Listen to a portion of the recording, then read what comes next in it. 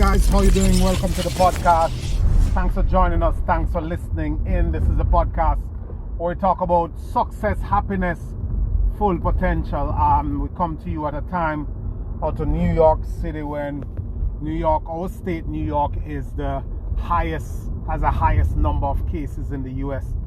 Over 1,300, looking at something in the region of 175 or 78 deaths. This is mid-March, and things are likely to get worse before they get better.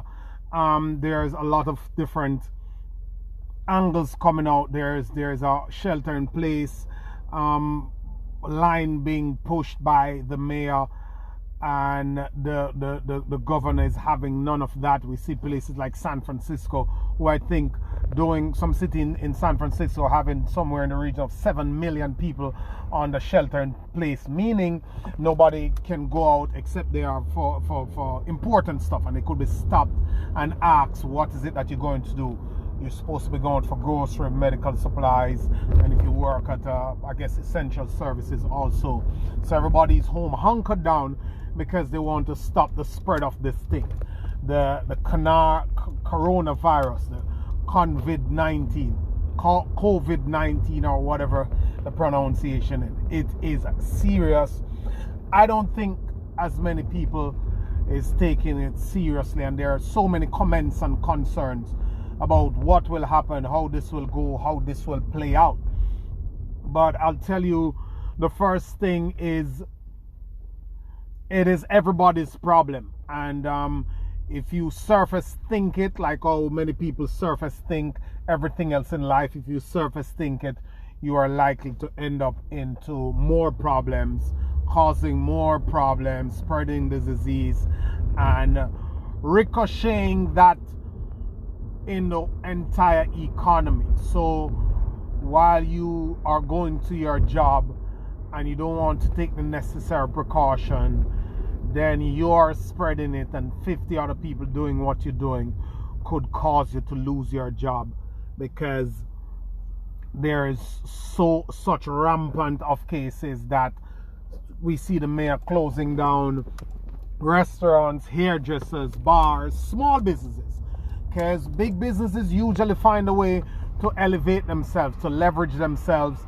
Government will help them. We see that when there was a meltdown in 2008 where the government cut the check for the car companies because they are what was touted in a recession in Jamaica as being too big to fail. We have banks and corporations and other big guys being too big to fail because they employ too much people, and you got to just cut them the check because it is cheaper to give them the money than to have so much fallout in labor and the whole economic effects of it. So take it seriously. That's my word to you. Take it seriously and take the necessary precautions. Stay in your house if you don't have to go out. Wash your hands. Wear your mask if you have to. There are different people with different opinions of that, but at least if you have your mask, you know, the places that they say you don't touch, you will be more aware when you're tempted to touch it. And wear your gloves. Be considerate. There is the argument that it is mainly likely to kill people over 60 or people with underlying conditions. But what's a threat to one is a threat to all. And who want to kill off their moms and grandmothers and their own selves? I don't think the world was prepared for this. I hear Bill Gates in a comment, I think it was a 2015 speech, where he said that the world is armed with nuclear powers and all that sort of thing, heavily invested in warfare. But a war is least likely to happen as an occurrence that will bring this world to its knees in this century. It is more that maybe an epidemic, and we are least prepared for that. We're looking at New York City that's having 53,000 hospital beds, of which over 80% of them are already occupied, and 3,000 ICU beds, or 23,000 ICU beds. Somewhere in the region, I think 3,000 ICU beds, of which most of those are already occupied. And this we're talking about is a respiratory disease. So if we start to get the numbers going through the roof, then people will be dying in the corridors or in their homes because there is not enough respirators to put them on. It is a real concern. It's a real problem. This thing is spreading like wildfire. We have 200,000 cases worldwide. Europe is an epicenter right now, going wild. And we see what it did to Korea. We see what it did to places like Japan, and China, where it originally started. And they are the conspiracy theories. They are all different arguments. But the word is from me to take the necessary precautions and to avoid the social contacts as much as possible and be conscious. You won't be able to fully avoid everything, but you can do serious mitigation, and somewhere in that mitigation, somewhere in that reducing those contacts, you will be able to probably have a higher chance of not contracting this and transmitting it. And what worries me most is that the incubation period is running 14 days. So you could have it for 14 days and not even know it. So day 10, day 9, you could be giving it to somebody and you're good and you not know. So that's a big deal. That's an issue. That's a problem. That is something that we ought to be concerned about. And on the section that most of us here are kind of interested in. That's why we do this podcast. Business and your own personal growth and personal finance. What will happen? Well, there are talks by the president that this thing could go in a recession, and you can see that. We see the stock market losing 2,000 points in a day. They have to pause trading some days, losing just downward trend for a week in a row, 2 weeks in a row, because it's this issue, and you can understand why. Because businesses are closing their doors and people are cutting staff, and the economic impact, the trade is being affected. We see the cruise ship, America, 75% of all cruise passengers come out of America. And with these travel bans and the fear and the panic and the imminent threat to health of people that is happening out there, people are not traveling. You can imagine the income loss from these scaled down activities and these rampant closing of businesses and restrictions on businesses. We might be heading for crisis. We're looking at the numbers. The CDC is looking at the numbers coming out of the countries that have been hit most, like a Korea, like a Japan, like a China, like a Iran, like a Italy, which is recently, and they're showing that the wave doesn't taper off until 45 weeks. That's a long time. That's a very long time.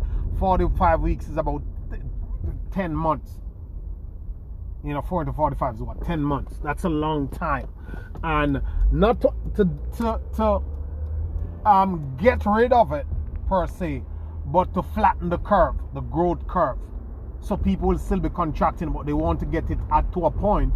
At this point, if you listen to the tone of the governor, he's pretty much just saying, look, people are going to get sick, but we want to flatten the curve.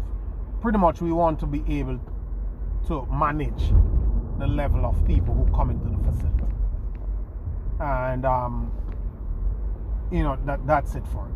He's not about to do anything that is going to stop it, because nobody can do that. What he's trying to do, he's trying to mitigate, he's trying to damage control the stuff, and people are responding. If you look at Grand Central Station, if you look at Manhattan, it is empty, and people are responding. The buses are empty, the roads are empty, the schools are out, and people are responding. But this thing is highly contagious. This thing is good as airborne. They're saying it's not airborne. The argument is that it's not, but this thing is good as airborne, because if it is living on surfaces for 3 hours, then you can imagine what that effect is. So it will be around for a little bit, and businesses are suffering. People are crying out. There's a stimulus package to the effect of $1 trillion, but if you understand anything about economics and government, these things take time, and the effects has to trickle down over time. It takes a while, and that's where the recession might come in, because by the time these things kick in and ride on, then the fallout would have been so much that whatever stimulus you give is going to take a while to come back, to bring back everything to where it was. It's these things don't happen overnight. It's slow. When a guy have a restaurant or a bar or a hairdressing place or a small shop that he has to close, then the effects of that, or the underlying problems and things connected to it, are immense. You can't get $10,000 and fix that in a day. He's lost customers, he's in debt, he's lost staff members. It takes him a while to get back up and running. So that will be an issue for small businesses and many other businesses. To find your footing again will take time, and that time is when the economy sees sluggish growth and sluggish activities, and hence recession is likely. I have friends asking me about the stock market, and I'm like, and their 401k and all that stuff. If you're older, let's say you're close to 401k days, when you cash in on that stuff, it's a different conversation than if you're young. If you're younger, you haven't lost the money, and the stock market, whatever rates you're seeing now, just hold that. That's a game of stocks. You will not be able to touch that now. Don't look at it as losses. It's just waves, and the market does waves, and this is a crisis. Things are gonna look different, but you have to stick to your fundamentals, continue to do your research and your study and your work to know what's going on, so that you can make better decisions. Don't the stock market is not a place to panic. If you're a panicky type of person, then you probably shouldn't be in stock, because you'll lose your shirt. So beware of that. And I'm just telling you to take care of your families. Just be safe. And if you're in business, your best options would have been your actions, or the actions that you have exercised, or the principles that you have employed 2, 3, 4 years ago, or throughout your business life. Because when things like these happen, I can't tell you now that, well, businesses should have an emergency fund, and businesses should run lean, and businesses should have scale, or business owners should have diversified. None of that helps now. These things you would have had to adhere to from the get-go, from a while back, from way many years ago or many months ago. Now you just have to hunker down, because what you haven't done you can't do now. You have to hunker down. If you have a way to serve your customers that's low risk, you try to serve them. If you have a way to keep your brand going, you keep your brand going, and you try to come out from under the pressure every now and then. Give it a break. I know it's stressful. I know what it is to not to have to lose a business, or to go into this level of uncertainty, but you're not doing yourself a favor by stifling your creativity and shutting down your business. So shutting down your business intuitions and knowledge, and that's what the stress will do. So it's tough. I'm a victim of it too myself. I am